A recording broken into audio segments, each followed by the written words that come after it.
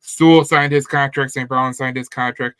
But today is a massive day for the Detroit Lions and the organization for the Detroit Lions because, Tyler, this is something that I think a lot of people should be excited about. Re-signing Jared Goff. It puts to bed the notion that you got to look for a quarterback. Maybe Hendon Hooker is the guy. Maybe Hendon Hooker is not the guy. You're not in that limbo of looking for a quarterback. You know who your quarterback's going to be. You have confidence that he could be that guy. And I feel like there's a lot of, fans that are like, but we paid him too much money, this and this and this. And my whole thing about this is, yes, you're paying him $53 million. But thank the Lord, you'll be getting this ahead of before Dak Prescott gets his deal. Jordan Love's about to get paid. There's many other quarterbacks that are coming down the line that are going to be getting paid much more. If you got a good quarterback, if you feel like you have a good quarterback, you got to pay that quarterback. And if you don't feel like paying that quarterback, well, then you're going to go into the draft and you're going to be showing your hand at a JJ McSizzle or a Caleb Williams or something along those lines, and that just doesn't happen that much. Think about the San Francisco 49ers. They drafted Trey Lance. They thought he was the future. It ended up being a 7th-round pick, Mr. Irrelevant.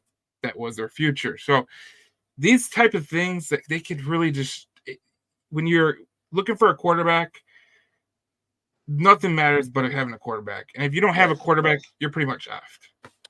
Yeah, I know. I love this. I love it. I love that we got a deal done. I'm not worried about the money. First off, I love how everybody's always like, we paid too much money. I wouldn't have given that money. Okay, well, you're not the Detroit Lions. You're not the salary cap guy, and it's not your fucking money.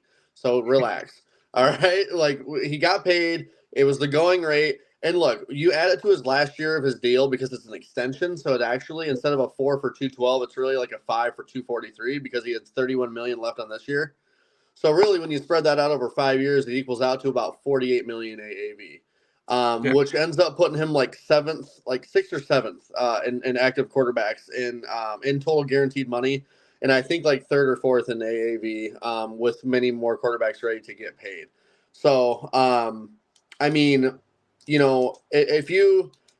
I know Deshaun Watson's contract was a colossal failure and a huge F up by the Browns. I mean, it's regarded as a horrible shit contract. But if you're going to sit there and tell me that some team gave Deshaun Watson $260 million guaranteed, and you're scoffing at the fact that we gave Jared Goff $170 million guaranteed, hold on. Let me say this: if you're going to sit here and say, and some people, not all, because I was against this contract like a motherfucker. But if you say Daniel Jones getting $160 million guaranteed, oh wow, okay, that was doable. Jared Goff getting $171. You're telling me that you think Jared Goff's only $11 million worth $11 million more than Daniel Jones? Like, get lost.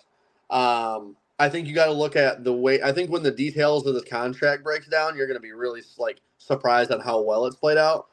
Because one, like I said, it's stretched out over next year plus another 4 years. Two, Mike Disner, our cap guy, is like a cap god. Yeah, and right. You know what I mean? So, and I guarantee, and three, I guarantee that towards the last 2 years of this contract, there's going to be some opportunities for either a re-sign, a restructure, a void, a cut, or a release, or a trade. There's going to be a way out. So I don't know if he'll see all of that $243 million over these next 5 years. But what I do know is that, he's going to at least see 170 of this, and we've got our quarterback for the next 4 years. And yeah, like you said, man, you nailed it. There's no question marks at the position. You got your tackle of the current and future, probably the best, if not one of the best tackles in all of football in Panay Sewell. You have a top 5 receiver in Amon-Ra, and you have a top 5 quarterback, arguably between top 5 and top 10. Statistically, he is a top 5 quarterback. Because if we look, you're locked in, man. You've got 3 of the most important positions on offense locked in. You're good to go, man. Let's get it going. If you look at the statistics, these are over the last 2 years. Wins, he's 4th in the NFL. Touchdowns, 3rd in the NFL. He only trails Mahomes and Allen.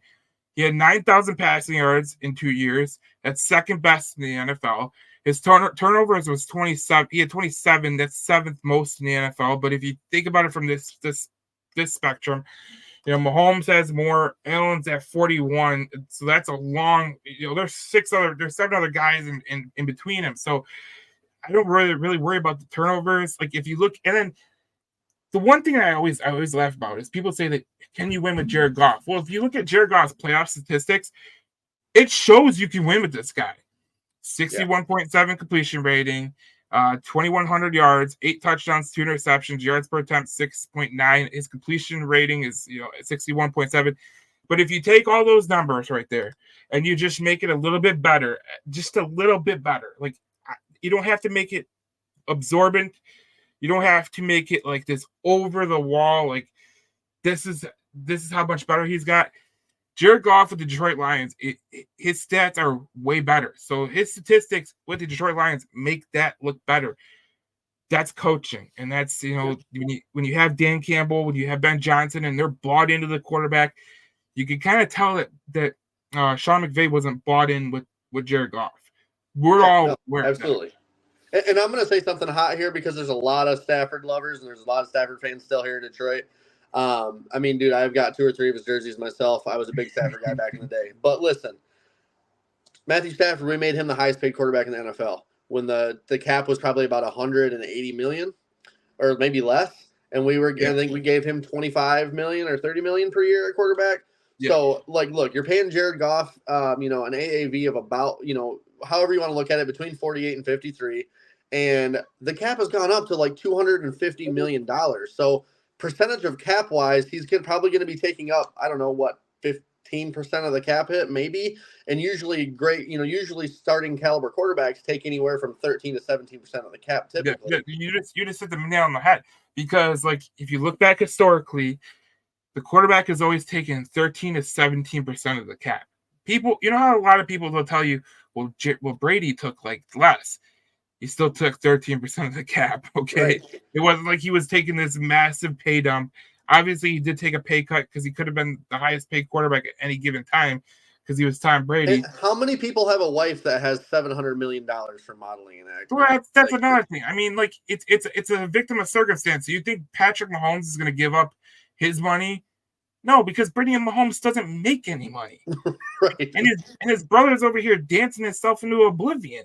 Yeah. So I just say this with all certainty, okay? Jared Goff, if this contract works out, you can guarantee that in the next contract, he's going to give you a hometown deal. I can guarantee you that because if this works out, it works out in your favor. 4 years from now, you could be potentially looking at another contract, maybe like 2 or 3 years, and you want to extend it. You want to extend it. Well, and I want people to know too. Like, I mean, from having the insider information and knowledge that I know and I've gotten to gain over the years is that the players have very little to say about any of this with their contracts. I mean, they literally hand it to their agents for the most part. I mean, unless there's something like I remember like TJ Watt pretty much like cut his agent off, fired his agent, walked into the Steelers office, said, "Hey, I'll take this much. Let's get it done." Boom, because his agent was trying to squeeze out more money. But very, very rarely does a player have any say in their negotiations unless they represent themselves a la Lamar Jackson. But typically, look, they're focused on playing ball. They're focused on helping the team. They're focused on, doing their off-season workouts. They hire an agent for a reason. They let their agent dictate what the market's worth, what they're worth. And that agent and, the cap guys and the general managers, they go back and forth and they negotiate. So, obviously, both sides came to an agreement. So that means that, they felt like he was worth that much. And like I said, at the end of the day,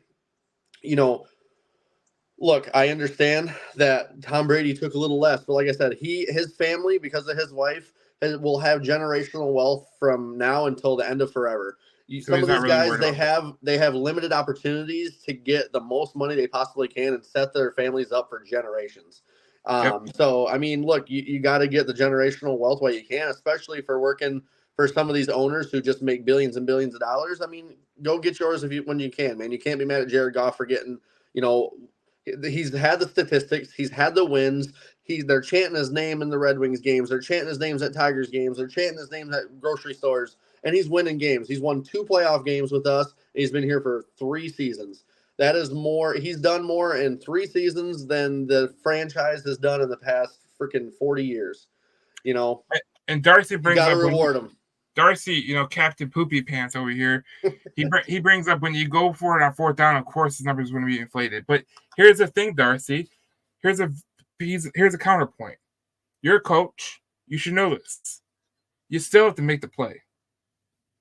Right. Am I right or am I wrong? You have to make the play. Like, if you don't make the play, going for fourth down doesn't really matter. So you going for a fourth down or you not going for fourth down, it shows that, one, Dan Campbell has confidence in the offense. He has confidence in, the way that they're playing, and that's the way it goes. And look, we could sit here all day long. We can talk about Jared Goff and is he worth it or all that, but like, you look at some of these quarterbacks getting the money that they're getting. I mean, it's kind of like I said earlier, like, you kind of just the next guy gets the money, and thank God you got Jared Goff to sign before Jordan Love's going to sign. Dak Prescott's going to resign at some point. Trevor Lawrence, I believe, is going to resign at some point. You would have to think, because Jacksonville is kind of in this limbo.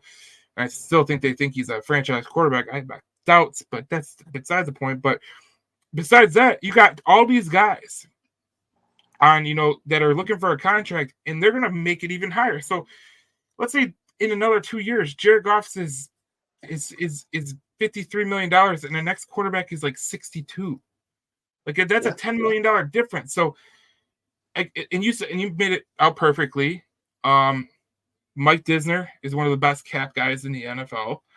I have to imagine that the way that's structured kind of aligns with the way that they want to have some cap flexibility in the long term with St. Brown's contract, with Sewell's contract. And I imagine that they're already projecting for Hutch and, who they can resign and who they can't resign.